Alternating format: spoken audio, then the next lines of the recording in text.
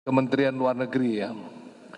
Dari informasi dari Kedutaan Besar Republik Indonesia di Amman, Jordania, terkait dengan penanganan kasus warga negara Indonesia khususnya PMI atau pekerja migran Indonesia yang terindikasi merupakan korban tindak pidana perdagangan orang, di mana para korban dijanjikan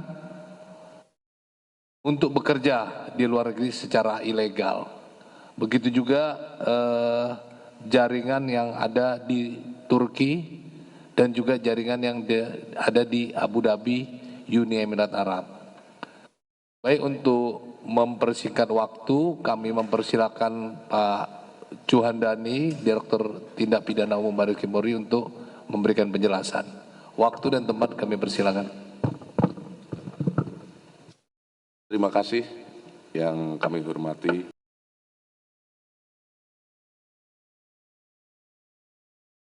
Bapak MI dalam hal ini Irjen Ahmad Kartiko, dari Kementerian Luar Negeri dalam hal ini Bapak Direktur Perlindungan BNI, dan rekan-rekan penyidik sekalian yang berbahagia, serta tak lupa rekan-rekan media yang kami hormati. Assalamualaikum warahmatullahi wabarakatuh.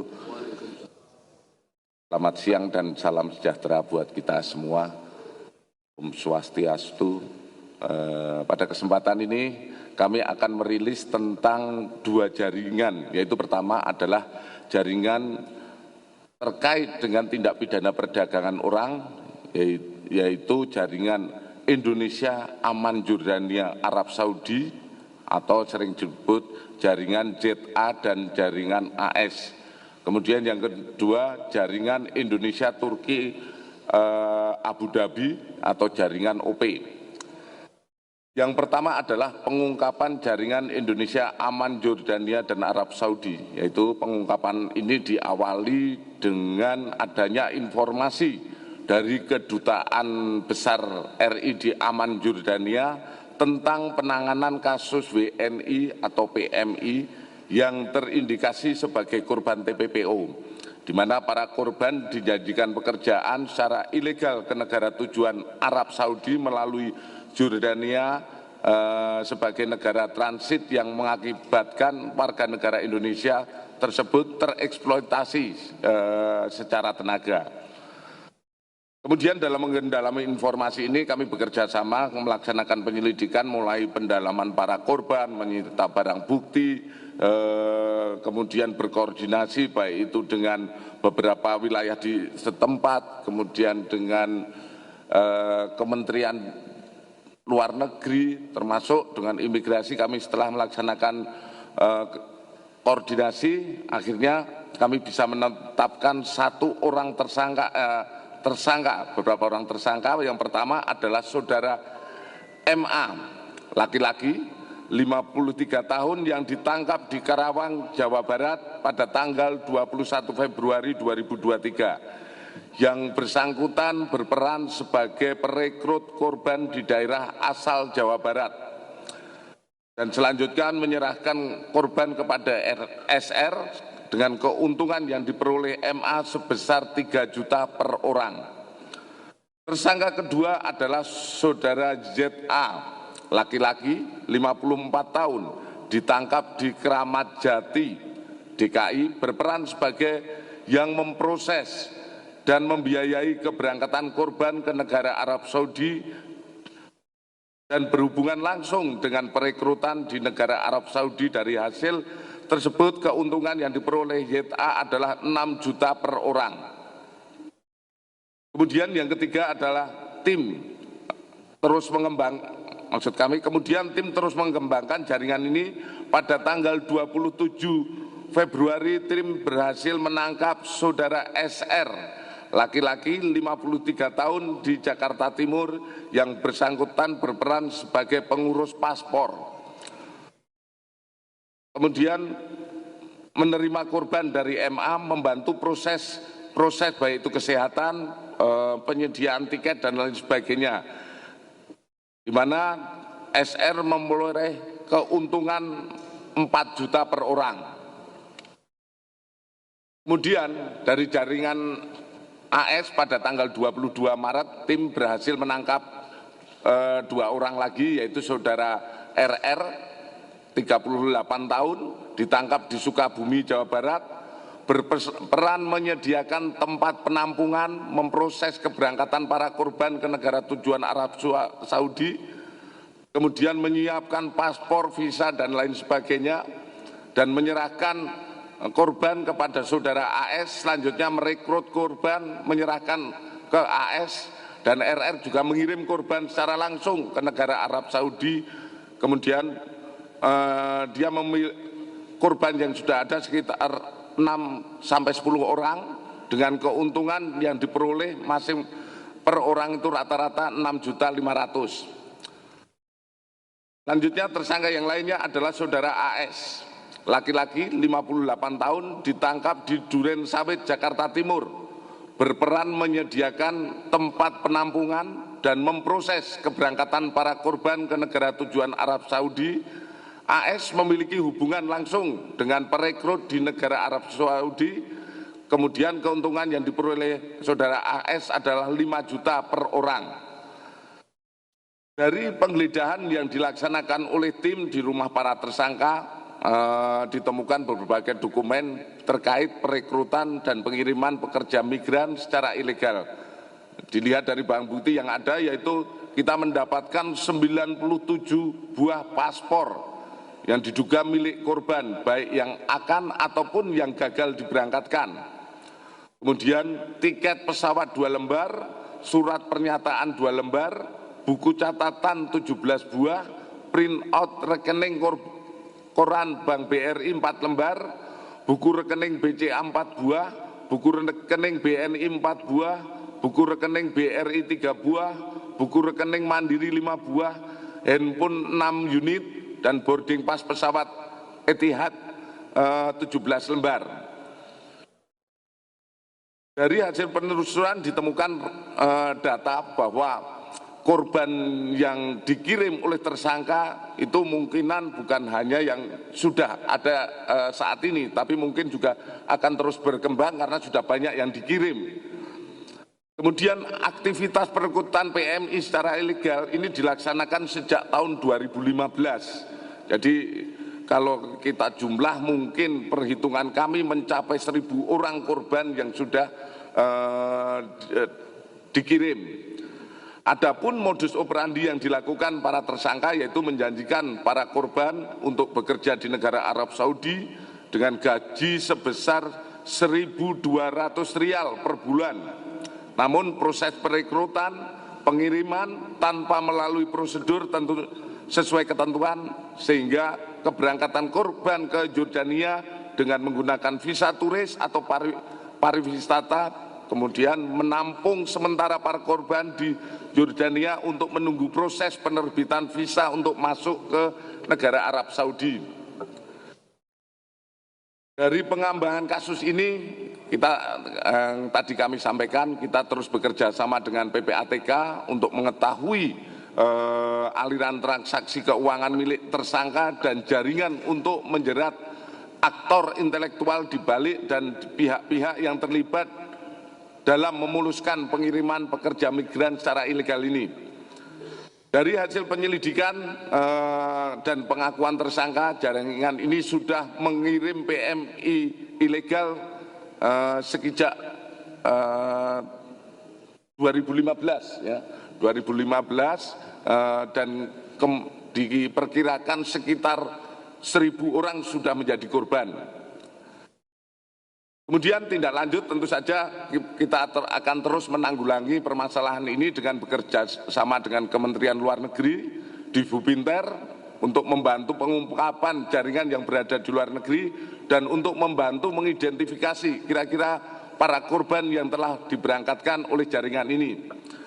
Kepada para tersangka dikenakan pasal 4 Undang-Undang RI nomor 21 tahun 2007 tentang pemberantasan tindak pidana perdagangan orang dengan ancaman maksimal 15 tahun penjara atau minimal 3 tahun penjara dan denda paling sedikit 120 juta dan paling banyak 600 juta. Dan atau pasal 81 Undang-Undang RI nomor 18 tahun 2017 tentang perlindungan pekerjaan migran Indonesia dengan ancaman hukuman 10 tahun penjara dan denda paling banyak 15 miliar. Junto pasal 86 huruf B Undang-Undang RI nomor 17 tahun 2017 tentang perlindungan pekerja migran Indonesia dengan ancaman pidana penjara paling lama 5 tahun dan pidana denda paling banyak 15 miliar. Kemudian yang kedua tentang pengungkapan jaringan Indonesia Turki Abu Dhabi atau jaringan OP. Satu, pengungkapan ini diawali dari informasi dari Kedutaan Besar RI di Singapura terkait adanya korban yang ditelantarkan. Jadi ini berawal dari adanya pemberitahuan informasi dari kedutaan melalui Divibuinter bahwa ada korban yang ditelantarkan di Singapura.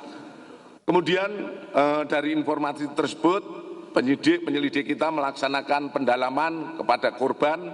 Kemudian dari korban kita mendapatkan bukti-bukti sehingga kita bisa melaksanakan upaya penyelidikan dan penyidikan.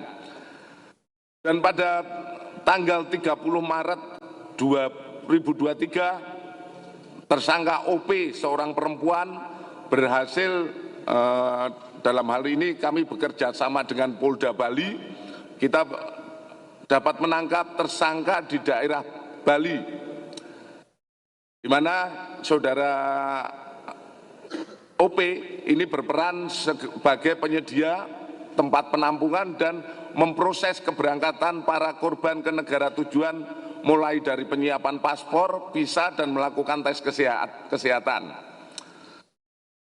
Para korban direkrut dengan menggunakan perusahaan yang tidak terdaftar sebagai perusahaan penempatan tenaga kerja atau migran, yaitu PT Savannah Agency Indonesia, dan dijanjikan untuk bekerja sebagai tenaga profesional di luar negeri seperti Turki, Abu Dhabi, Polandia, Inggris.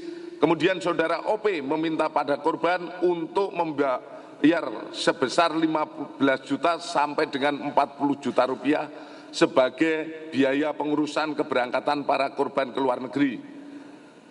Setibanya di Singapura dengan alasan transit, korban tidak bisa melanjutkan keberangkatan ke negara yang dijanjikan, namun mereka ditelantarkan. Dan setelah ditelantarkan, kemudian ini ditemukan oleh pihak migran di Singapura, kemudian diserahkan ke KBRI, yang selanjutnya dilaporkan ke Indonesia.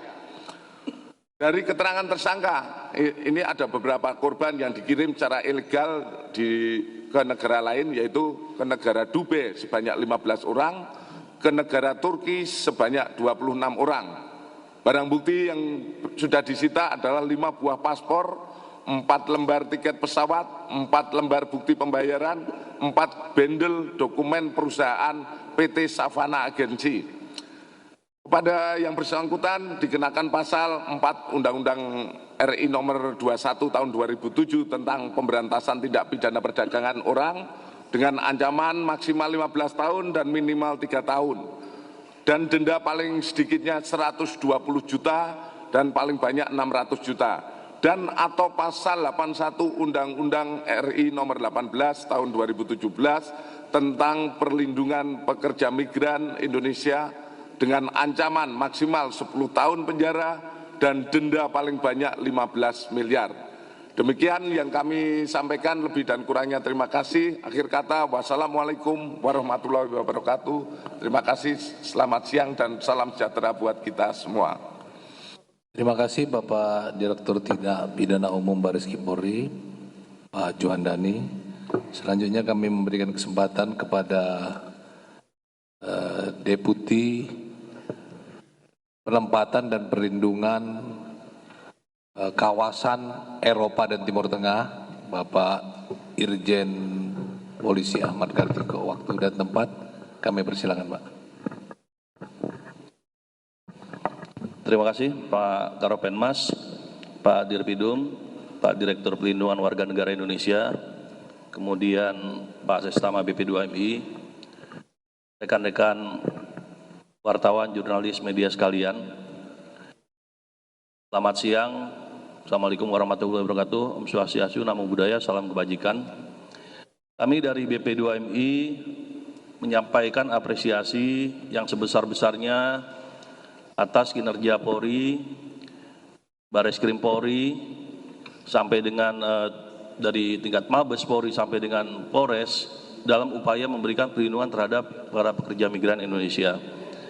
Bentuk kerja-kerja kolaboratif ini menunjukkan bahwa kerjasama semakin kuat antara Badan Perlindungan Pekerja Migran Indonesia dengan Kepolisian Negara Republik Indonesia dalam hal pencegahan dan proses penegakan hukum untuk memberikan perlindungan kepada para pekerja migran.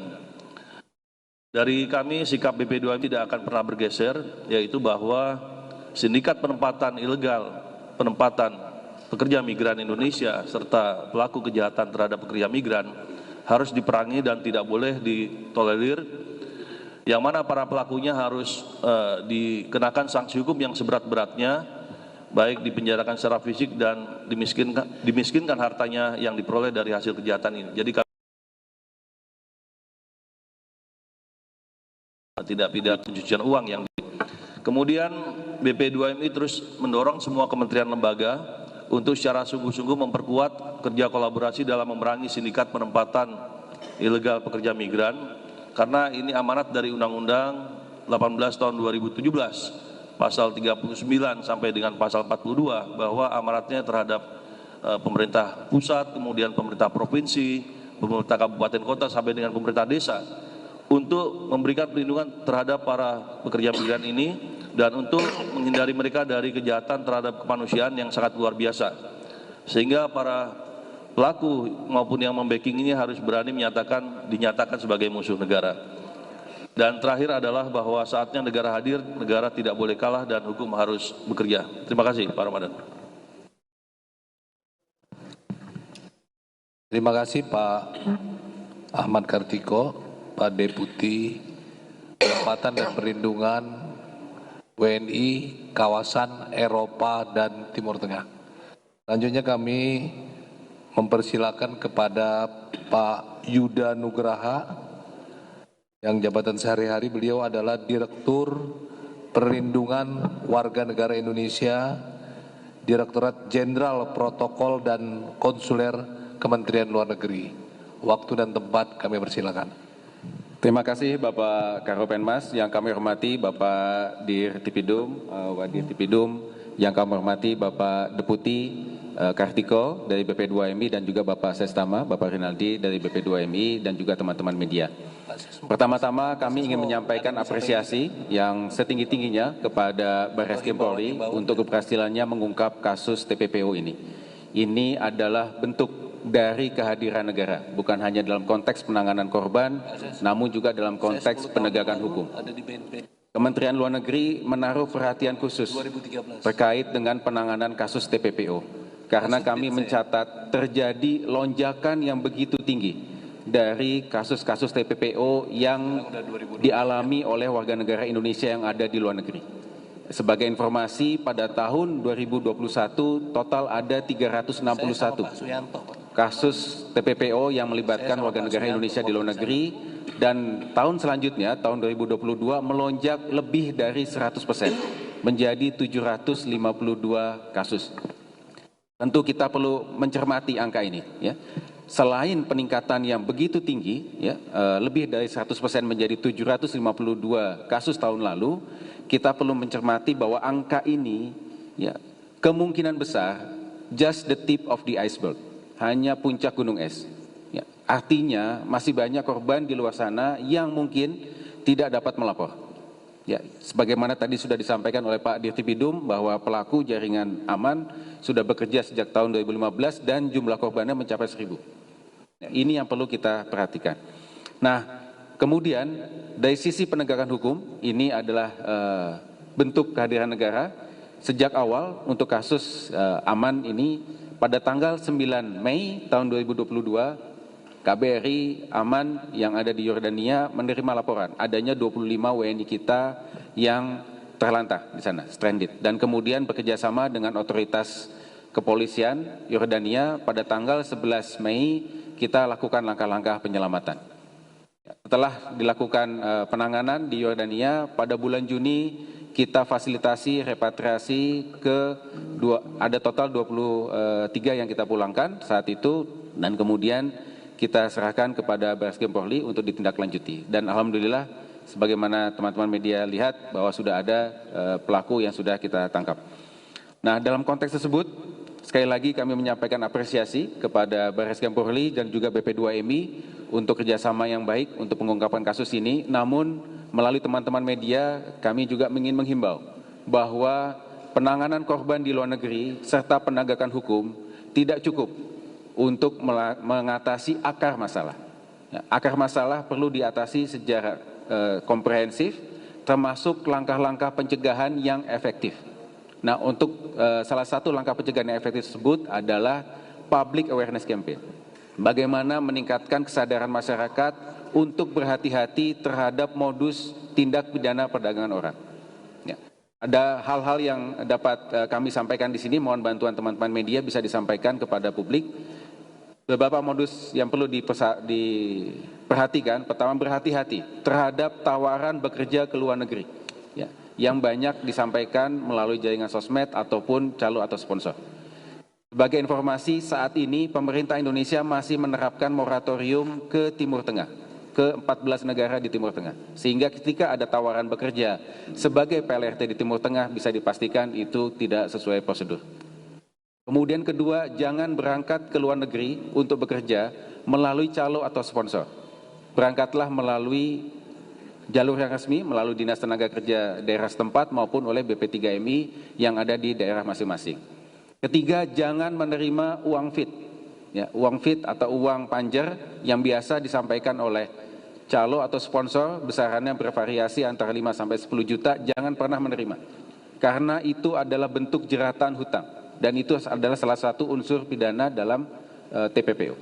Ya. Dan kemudian jangan memaksakan diri, ya, untuk berangkat ketika sudah tahu, ya, tidak sesuai prosedur. Jangan berangkat untuk memaksakan diri, dan kemudian jangan berangkat tanpa menggunakan visa kerja. Modus yang biasa dilakukan saat ini, utamanya ke Timur Tengah, adalah menggunakan visa ziarah ataupun visa umroh. Jika dijanjikan bekerja ke Timur Tengah dengan menggunakan visa ziarah atau visa umroh, jangan berangkat. Yang terakhir tentunya laporkan segala macam aktivitas calo atau sponsor ini kepada pihak berwajib, kepada Polri, termasuk, ya, kepada calon pekerja migran yang akan berangkat dan diketahui berangkat, himbau, lakukan langkah pencegahan untuk tidak berangkat. Karena akan lebih baik mencegah di Indonesia daripada nanti tereksploitasi di luar negeri. Demikian yang dapat kami sampaikan. Terima kasih.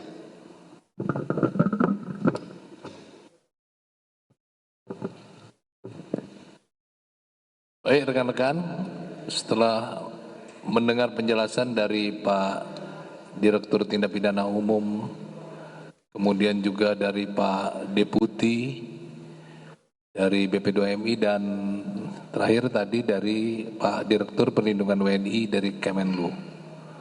Kami mempersilakan rekan-rekan media untuk menanyakan, ya, terkait dengan apa yang disampaikan dulu, ya.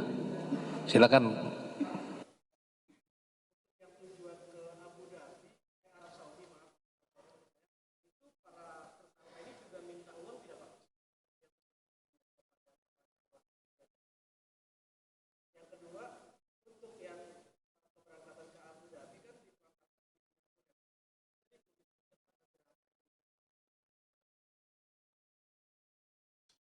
Satu pertanyaan jawab gitu ya nanti ya teknisnya. Silakan Pak Direktur. Terima kasih. Untuk yang ke Arab Saudi itu tidak ada pemberian uang, ya, tidak ada, tapi yang bersangkutan memberikan tip. Kemudian terkait yang ditelantarkan di Singapura itu ada 4 orang yang ditelantarkan. Korban 4 orang yang ditelantarkan di Singapura, gitu ya.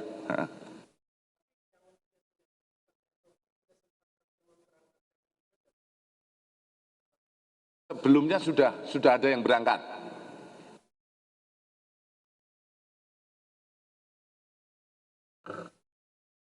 Yang lain?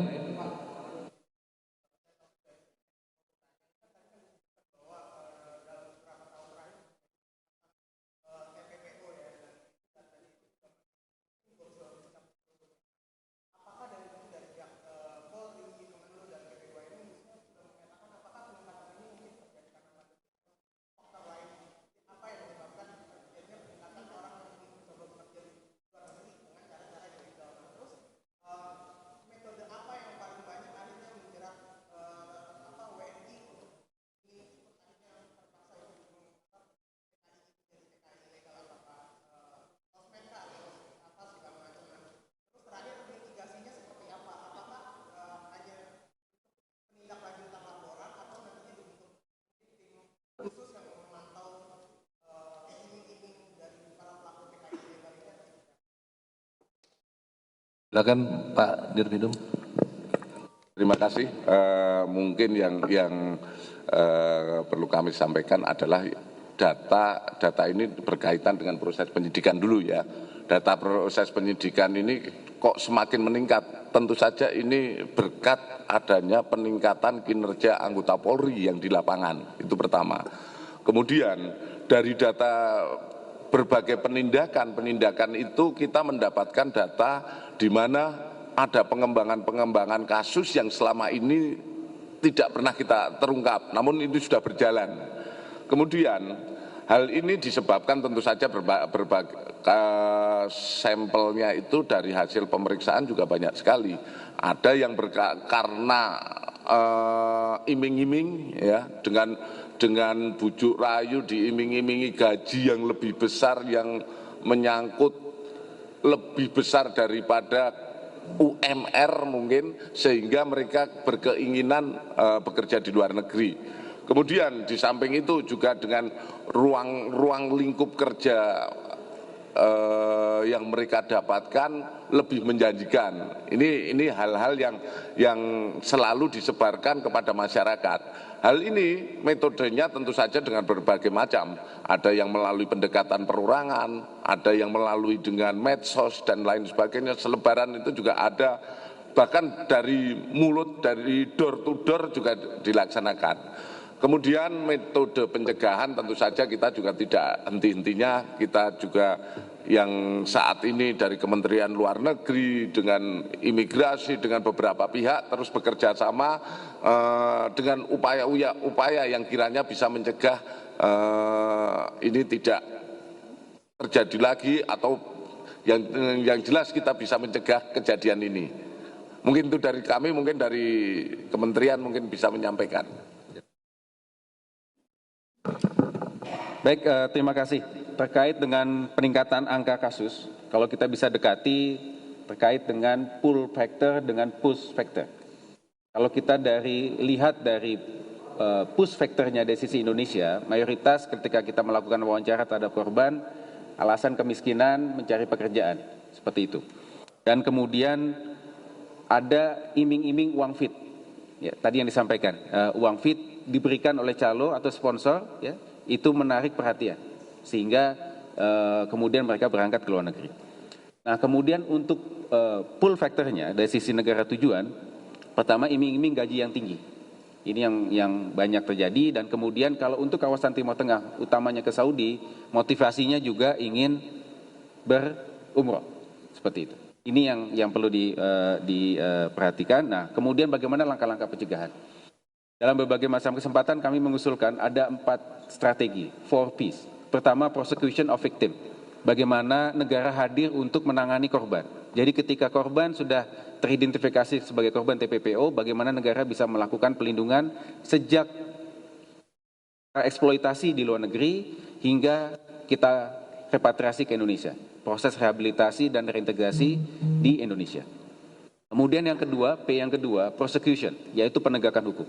Penegakan hukum yang hari ini sudah menjadi bukti kehadiran negara, bukan hanya di Indonesia, kita juga dorong bagaimana ada proses penegakan hukum di negara tujuan, sehingga pihak-pihak yang mengeksploitasi bisa juga mendapatkan sanksi yang tegas. Di beberapa perwakilan kita telah memiliki pengacara, pengacara untuk melakukan penuntutan hukum. Kemudian P yang ketiga, prevention. Nah ini yang penting, bagaimana seluruh stakeholder bisa melakukan langkah-langkah pencegahan secara efektif.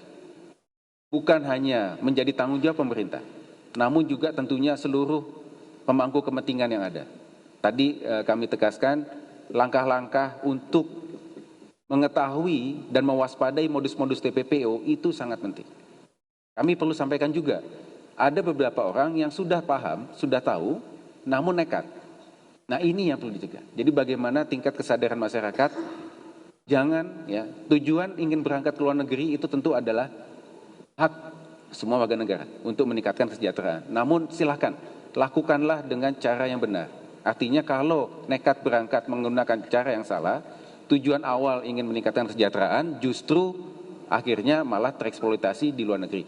Terlalu banyak cerita sedih dari warga negara kita yang tereksploitasi di luar negeri. Banyak kasus viral, teman-teman bisa lihat sendiri, itu adalah contoh tereksploitasinya warga negara kita.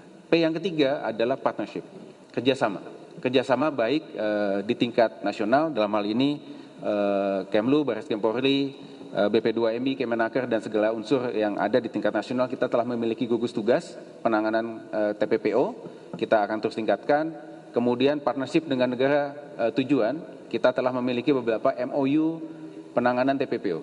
Kita telah memiliki MOU penanganan TPPO dengan Uni Emirat Arab, yang terus nanti akan kita kembangkan, termasuk nanti dengan Malaysia. Demikian, terima kasih.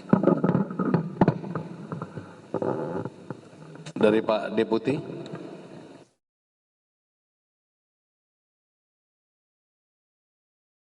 Mengapa kasus ini terjadi? Karena memang adanya permintaan atau demand dari negara-negara tersebut yang meminta untuk pekerja migran kita untuk bekerja di negara tersebut semakin banyak juga. Walaupun berdasarkan keputusan Menteri Tenaga Kerja nomor 260 tahun 2015 bahwa ada 19 negara yang ditutup untuk tenaga kerja pada pemberi kerja perseorangan. Jadi sebenarnya negara-negara 19 itu sudah tidak boleh untuk merekrut para pekerja migran kita. Kemudian yang kedua, metodenya apa? Yaitu karena adanya bujuk rayu, tipu muslihat, kemudian ada iming-iming, janji-janji kerja. Oh kalau kerja di Timur Tengah nanti bisa dapat majikan yang baik, gaji yang besar, kemudian bisa umroh, bisa haji, dan sebagainya. Itu adalah metodenya untuk proses perekrutannya. Dan kemudian bagaimana untuk strategi pencegahannya, kita harus mulai dari tingkat desa, karena amanat undang-undang di Undang-Undang 18 tahun 2017 di pasal 42 jelas bahwa kepala desa juga bertanggung jawab untuk mendatangkan para pekerja migran yang akan berangkat. Kemudian kita melakukan kerjasama dengan multi stakeholder terkait dari tingkat hulunya sampai dengan tingkat hilir. Kemudian juga kita mendorong pemerintah daerah agar membuat peraturan daerah atau peraturan gubernur atau peraturan bupati, peraturan wali kota tentang pelindungan terhadap pekerja migran. Sehingga semuanya sinergis dari mulai hulu sampai dengan hilir, tidak ada lagi warga negara kita yang direkrut secara non prosedural untuk dipekerjakan secara non prosedural di negara-negara sana. Terima kasih. Baik, terima kasih Pak Deputi. Ada pertanyaan? Ya, Mbak Rahel, silakan.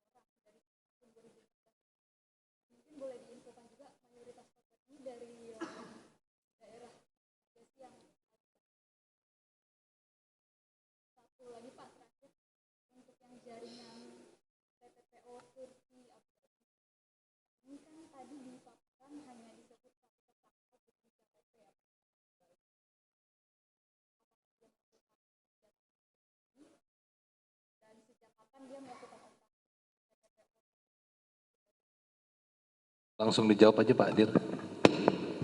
Di sini satu ya.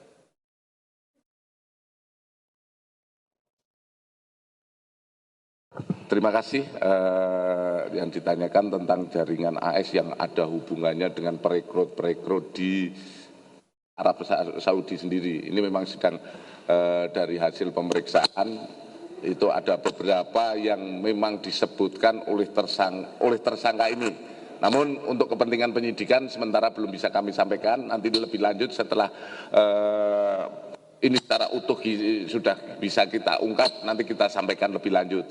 Tapi pada prinsipnya memang sudah ada hubungan dengan perekrut maupun yang nanti di Arab itu sebagai penyebar ke arah mana dia akan dipekerjakan itu sudah ada datanya dengan kami, dan tentu saja ini akan kita koordinasikan baik itu dengan Hubinter dan lain sebagainya berkaitan dengan hubungan AS dengan perekrut yang ada di luar negeri. Kemudian dari 1.000 orang yang merupakan korban diperkirakan sekitar 1.000 orang ini korbannya bermacam-macam ya, kalau kita lihat sementara ini juga masih kita, karena sedang kita inventarisir dari mana saja yang paling banyak, tentu saja kita belum secara rinci bisa kami sampaikan. Kemudian untuk saudara OP ini sementara bekerja sendiri ya, ada jaringannya, ini ada jaringannya. Dan ini proses penyelidikan lebih lanjut. Saudara OP baru bisa kita tangkap kemarin tanggal 30 itu di Bali. Setelah dia kita tangkap, ini tentu saja akan kita kembangkan jaringannya siapa saja. Yang lebih lanjut nanti akan kami sampaikan kepada media. Itu saja mungkin ya.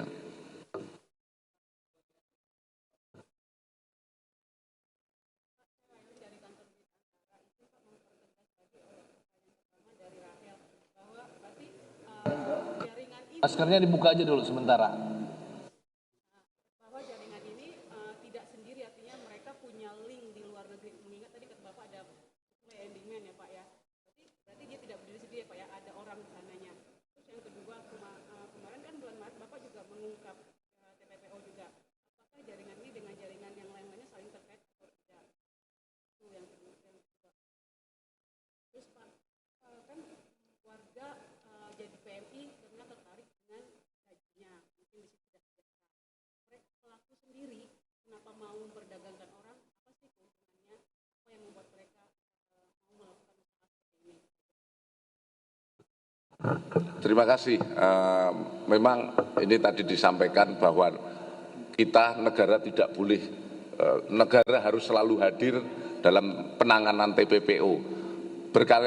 Bahkan Direktorat Tindak Pidana Umum ini tiap bulan pasti ada upaya-upaya pengungkapan. Dari berbagai yang kemarin 3 bulan ini kita ungkap terakhir, sama dengan hari ini masing-masing berjalan sendiri. Tidak ada sangkut pautnya ataupun hubungan. Karena kalau yang berhubungan tentu saja sudah kita ungkap jaringannya sejak kemarin. Namun ini yang berdiri sendiri itu. Kemudian terkait motif tentu saja kalau motif para pelaku ya ekonomi, karena dia mendapatkan hasil dari perbuatannya masing-masing per orang. Ada yang tadi dapat 2 juta, 6 juta per orang, itu kan berarti motifnya dia adalah ekonomi. Mungkin itu. Keuntungan mereka udah berapa Pak? Hah? Dari 2015 itu mereka punya pendapatan 2015 itu kan kalau tadi keuntungannya Kan tadi dibagi-bagi, ada yang merekrut, kan belum tentu ini saja, tentu saja akan kita kembangkan. Bukan hanya ini saja, kalau kita melihat itu kan perekrutnya mungkin di tempat-tempat lain, sementara kan korbannya belum tahu kita dari 1.000 ini. pekerjaan ilegal mereka itu menjanjikan buat mereka secara ekonomi. Bagi mereka menjanjikan. Tadi kan dibilang ada PPATK juga ya Pak ya. Itu untuk mendalami uang mereka Banyak sekali yang nanti akan kita dapatkan manakala kita mendapat dari PPATK, baik itu aliran dana dan lain sebagainya, atau mungkin itu ada aktor intelektual di atasnya yang mungkin bisa kita ungkap, gitu.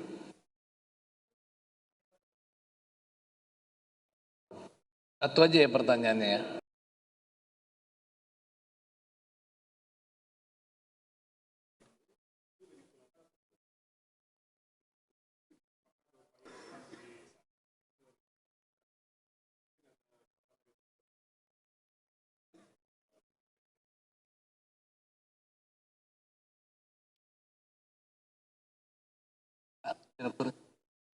Untuk yang Abu Dhabi, untuk yang aman, total tadi kami sampaikan ada 25, ya, 23 sudah kita pulangkan.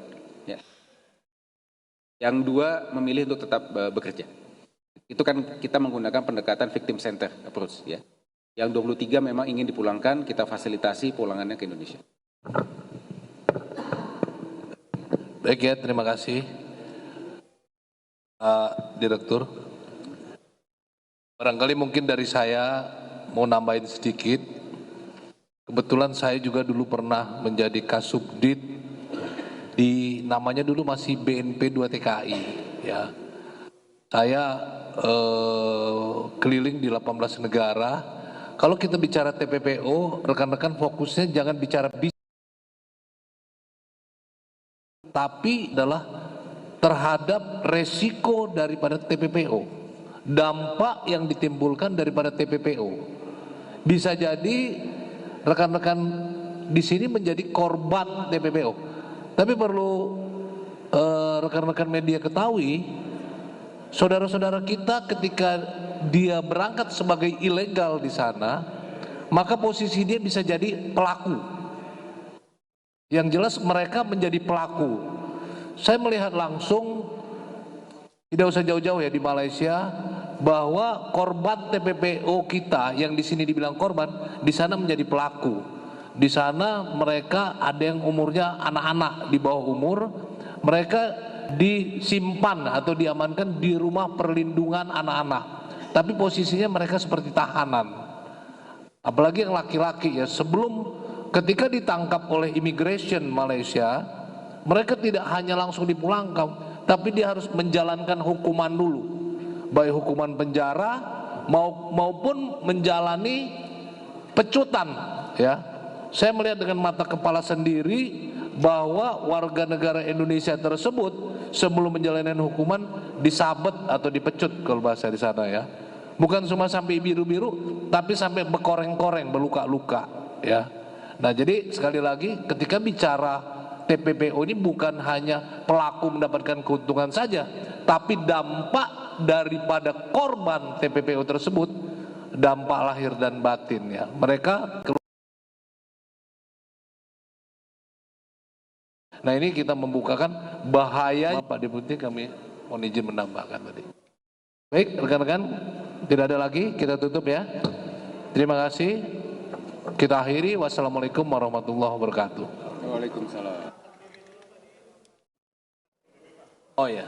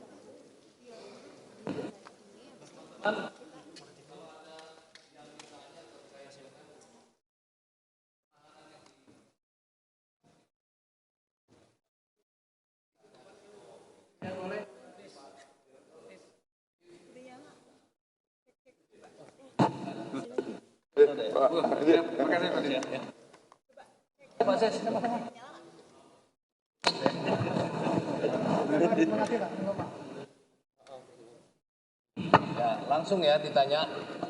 Langsung aja Pak dari sini Pak. Ya Pak, Lagi, update soal di penyidikan. Terima kasih. Kami akan menyampaikan sekilas tentang penanganan terkait hasil dari penggeledahan KPK di sebuah rumah di Jalan Erlangga, di mana didapatkan 15 pucuk senjata dan peluru. Kemudian prosesnya itu ditemukan pada tanggal 13 Maret 2023. Kemudian prosesnya senjata tersebut diuji dan diteliti oleh Bak Intel Polri. Dari hasil penelitian dan pengujian oleh Bak Intel Polri didapatkan 9 pucuk itu dinyatakan senjata tidak dilengkapi dengan dokumen. Kemudian pada tanggal 24 Maret dibuat laporan polisi model A yang selanjutnya ditangani oleh Bareskrim, dalam hari ini di Direktorat Tindak Pidana Umum. Setelah melalui proses penyelidikan kemarin, hari Jumat kemarin, sudah dilaksanakan gelar untuk dinaikkan menjadi penyidikan. Dari proses penyelidikan dinaikkan menjadi proses penyidikan. Adapun dalam proses penyidikan sekarang sudah berlangsung, sudah 8 saksi kita periksa. Kemudian kami juga mencoba dengan upaya-upaya memanggil terlapor, dalam hari ini Dito Mahendra yang bersangkutan seharusnya dipanggil kemarin namun tidak hadir. Upaya yang dilaksanakan Polri tentu saja Dito mengirim seorang lawyer yang menyampaikan tidak bisa hadir karena di luar kota, namun kami pertegas, kami kepingin tahu di luar kotanya mana. Ternyata dari lawyer juga tidak bisa menyebutkan di luar kotanya, kemudian tidak bisa komunikasi. Kami tetap mengambil langkah sesuai aturan, sesuai perundang-undangan untuk memanggil kedua. Dalam hal ini dipanggil kedua untuk hari Kamis. Hari Kamis kita berharap yang bersangkutan bisa hadir untuk menjelaskan. Pada prinsipnya kita tetap mengedepankan praduga tak bersalah. Artinya senjata-senjata itu selama dia masih bisa mempertanggungjawabkan asal usul dan lain sebagainya, tentu saja kita juga akan melihat. Namun dalam hal ini kemarin sudah kita panggil tidak hadir, alasan luar kota dan tidak bisa dihubungi, kami tetap melayangkan panggilan kedua yang harus disangkutan besok hari Kamis. Kita kembalikan lagi kepada terlapor, silakan. Kami tunggu untuk pemeriksaan dia sebagai saksi. Perkembangan sampai saat ini kita sedang menguji, baik itu barang bukti yang ada, senjata api sedang kita uji di lapor, kemudian pendalaman dokumen di Bak Intel, karena yang kita dapatkan dari 15 itu 6 senjata ada. Dokumen itu juga kita sedangkan yang 9 jelas ataupun tidak ada dokumen senjata itu menyertai. Yang saat ini senjata yang tidak ada dokumen sudah kita amankan, namun yang masih ada dokumen tentu saja masih ada beberapa penelitian dari Bak Intel saat ini berada di Bak Intel Polri. Mungkin itu.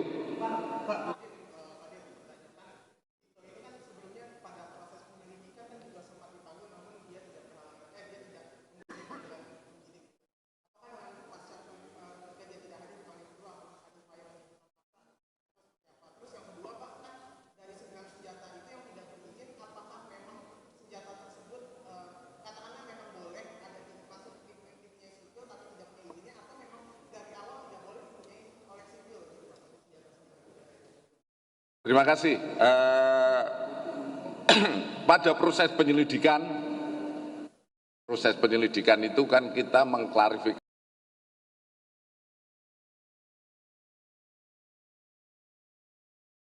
paksa. Orang diundang itu terserah mau hadir atau tidak. Jadi tidak ada peraturan yang orang tidak mempunyai kesalahan, kemudian diundang untuk klarifikasi dengan adanya laporan dan lain sebagainya. Sebetulnya di situ kesempatan yang bersangkutan meluruskan. Ya banyak perkara-perkara tipu gelap dan lain sebagainya. Kalau memang tidak salah klarifikasi diundang hadir. Nggak hadir juga tidak ada konsekuensi hukum. Ya.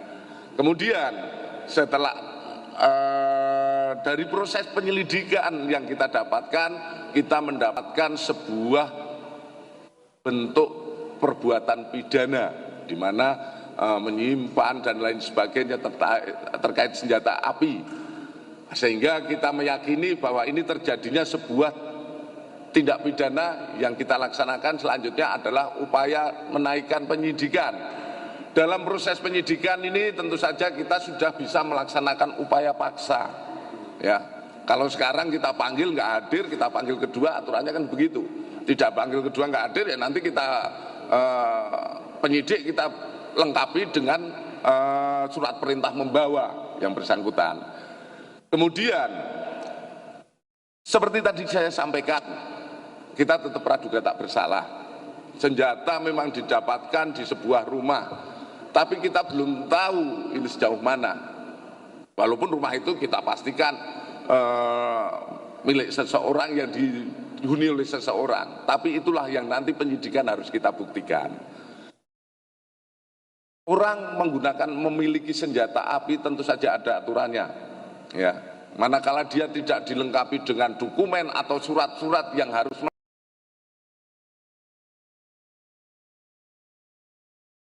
kewajiban, karena untuk main sebagai kami yang punya kewenangan terkait itu harus ada prosedur yang diikuti, baik itu tes psikologi, diuji bagaimana kita layak tidak untuk memegang senjata api, apalagi orang sipil yang tentu saja mereka juga orang sipil juga boleh, tapi kegunaannya untuk apa itu sudah ada ketentuannya yang mengatur gitu.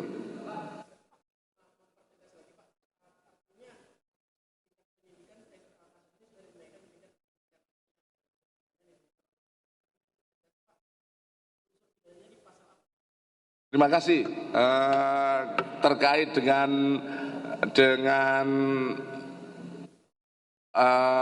pasal yang diperkenakan kepada yang bersangkutan, yang kita dapatkan adalah pasal 1 ayat 1 Undang-Undang Nomor 12 yaitu tentang penyimpanan, memiliki senjata atau bahan peledak yang tidak dilengkapi, ya. Bisa seumur hidup. Mau menanya, tadi kan udah ada 8 saksi yang dipanggil, nah 8 saksi itu dari mana saja? Dan yang kedua, udah tahu belum sih Pak, sumber dari senjata api yang ilegal ini dari mana?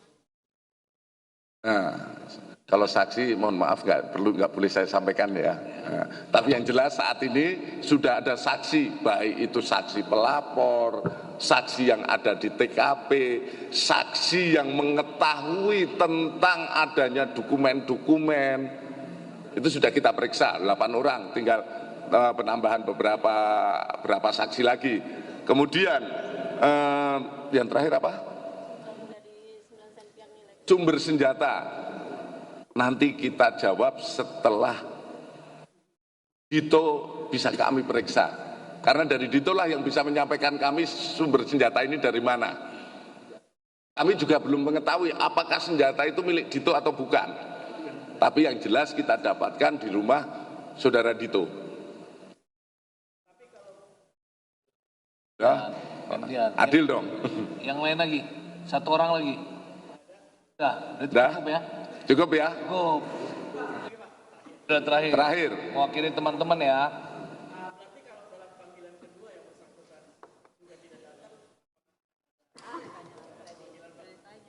Sudah tadi jelaskan, kita mempunyai kewenangan ataupun yang bisa dilakukan penyidik manakala sudah dilaksanakan upaya paksa, baik itu pemanggilan,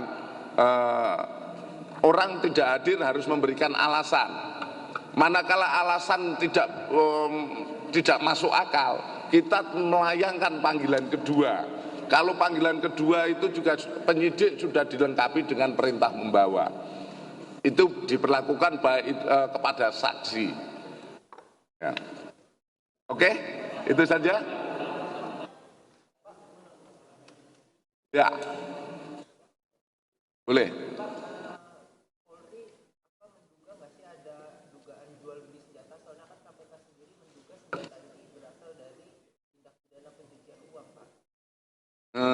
Tolong dipisahkan temuan KPK dengan hasil tindak pidana KPK.